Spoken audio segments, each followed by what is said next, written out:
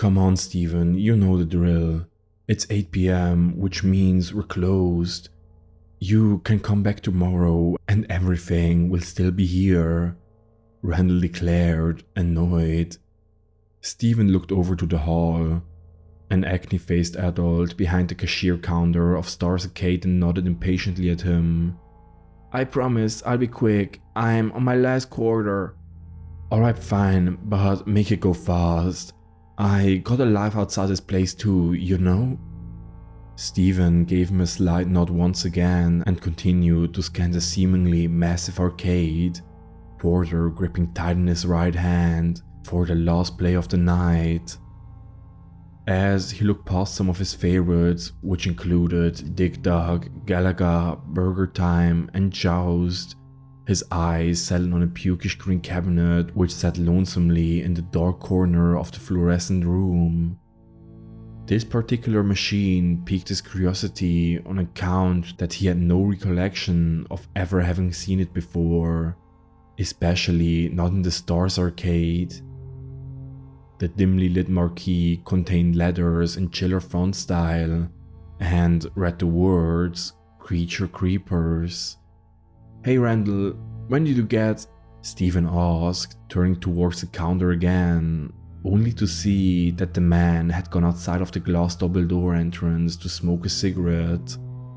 Steven shook his head and focused his attention back to the odd cabinet. It didn't really matter when the arcade machine had arrived, he thought to himself, as long as he had the chance of getting his initials up on the scoreboard. He began to make his way across the neon galaxy patterned carpet, eyes determined. As he ventured closer, unbeknownst to him, the light emanating from the arcade machine's monitor slowly rose in brightness, almost as if it were beaming the boy in. The monitor flashed the words of the game's title in the top middle of the screen as he approached, and below it showed what appeared to be a side-scrolling shooter game. The demo of the game depicted an ever-changing cemetery level, with the player character being a teenage boy in a yellow and white t-shirt and blue jeans. The goal played out to navigate through a monster-infested cemetery, shooting what looked like sharpened pencils out of his hand to kill the creatures, where they would then explode in a cloud of red pixels. The gameplay reminded Steven of another arcade game he had played only a few weeks prior called Ghosts and Goblins. He had spent a whole $3 in quarters on it, but it had been worth it. The monitor blinked suddenly, and now Steven could see the scoreboard in all of its glory, filled with varying initials and high scores. Oddly, he noticed that the scores were terribly low, with the highest only showing a top score of 31. He smiled. Only 31? He was sure that he could beat that. Steven's eyes drifted down to the front panel of the machine where the coin slots were located. In the same font as the title displayed above the glowing coin returns read the words "One Soul to Play." He smiled again. The quarter made a ka-ching sound as it dropped inside of the machine, and Steven pressed the red button with the word "Starts" above it. The arcade came to life instantly, and a menacing laugh echoed through the dark circular speakers below the marquee as it loaded the eerie cemetery scene onto the screen. The chiptune style music played what sounded like a deeper pitched version of the Castlevania 2 theme, while the player character broke out of an apparently brittle mausoleum tomb, dazed and confused. At the top left of the screen HUD displayed a cartoon profile picture of the boy he was playing as well as 3 red hearts to show his total health. Oddly, the score tracker was nowhere to be found though. Before Steven could ponder the idea, just like that, the game was starting.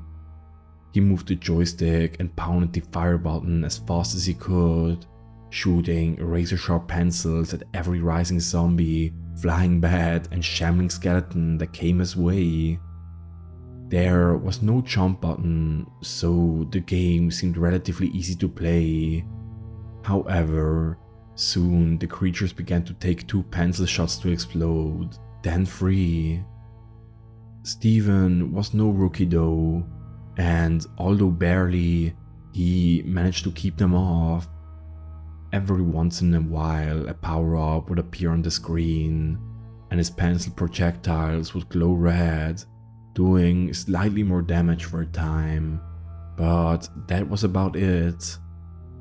The graveyard scene scrolled by as he progressed further and further through, but the overall level remained relatively the same as well, aside from a few more dead trees, broken headstones, and an eerie pair of floating red eyes which briefly appeared on screen. In the background, he also noticed that some of the various grotesque humanoid creatures were actually now displaying speech bubbles next to their heads. His character passed by one that read, "Help us." Soon there was another, next to a pale bald creature hiding behind a tombstone that simply said, "Trapped." Steven tried to dismiss the strange phrases. After all, he needed to concentrate, but the words were so out of place, so creepy. Still, he continued playing, hoping at some point to come to some sort of end-level boss fight.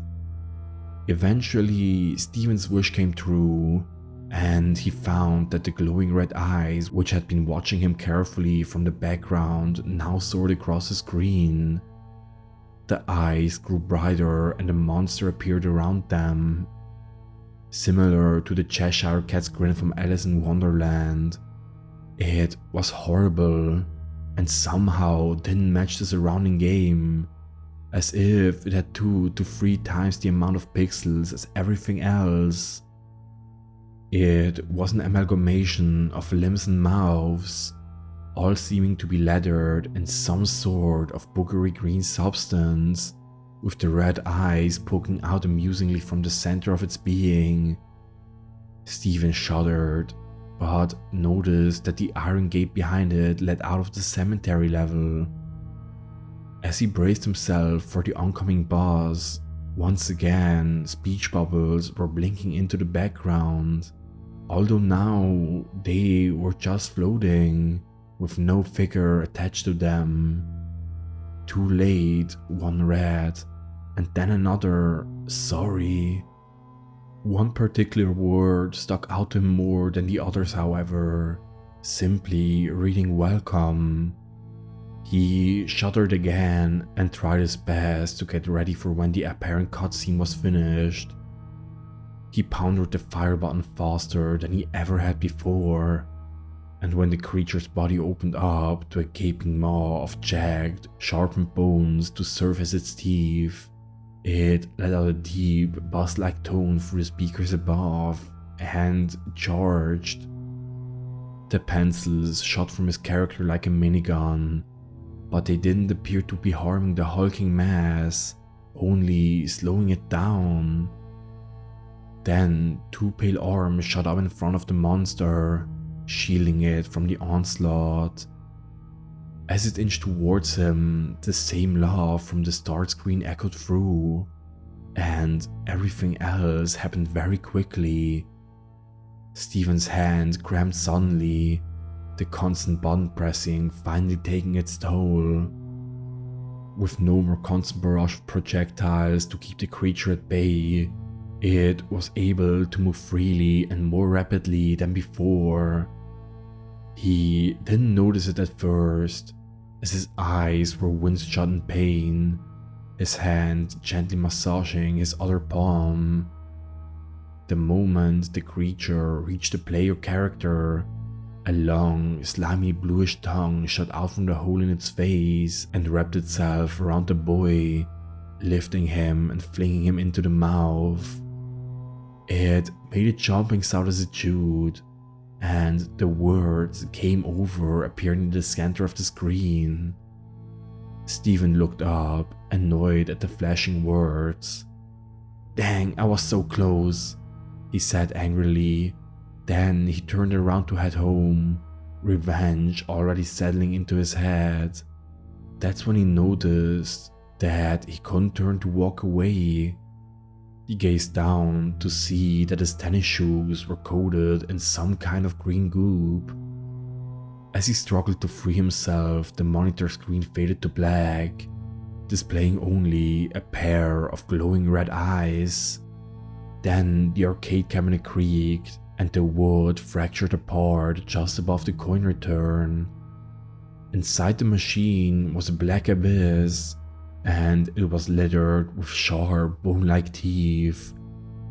Steven turned and attempted to let out a blood-curdling scream of surprise, but just as he was about to, a slimy, blue tongue shot out from the arcade and wrapped itself around his throat.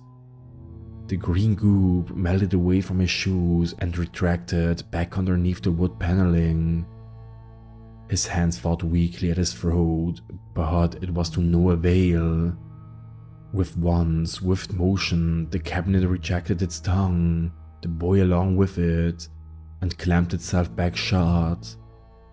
The wooden front panel repaired itself as if never broken, and the only noise to be heard was a chewing sound which emanated from the speakers.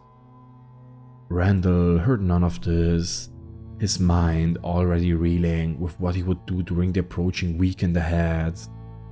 He took one final drag of his cigarette before flinging it carelessly into the street and trudged back into the arcade. "Alright, Steven, time's up, stop the clocks." When no sigh of defeat arose in the air, Randall began walking around, glancing down the different aisles of cabinets, his frustration growing. When he had eventually scoured the arcade in its entirety, he gave out one final call to scare the boy and force him out of wherever he was hiding. "Hey dude, I'm leaving. I'm going to lock this place up tight, and if you don't come out right now, you're going to be stuck in here all night." There was no response, no shuffling of feet. Randall sighed.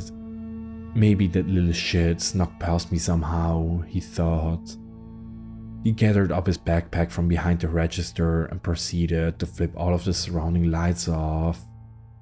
"Last chance," he yelled to no one. With still no response, he shrugged and stepped through the double glass doors and inserted the keys to lock them up for the night. "That kid is here almost every day. I'm sure you'll see it tomorrow, and then I'll give him a piece of my mind." In the darkness of the arcade, the monitor below Creature Creepers flashed to life, displaying the scoreboard screen, but with a new score added to the rest. It read, Steven, 11.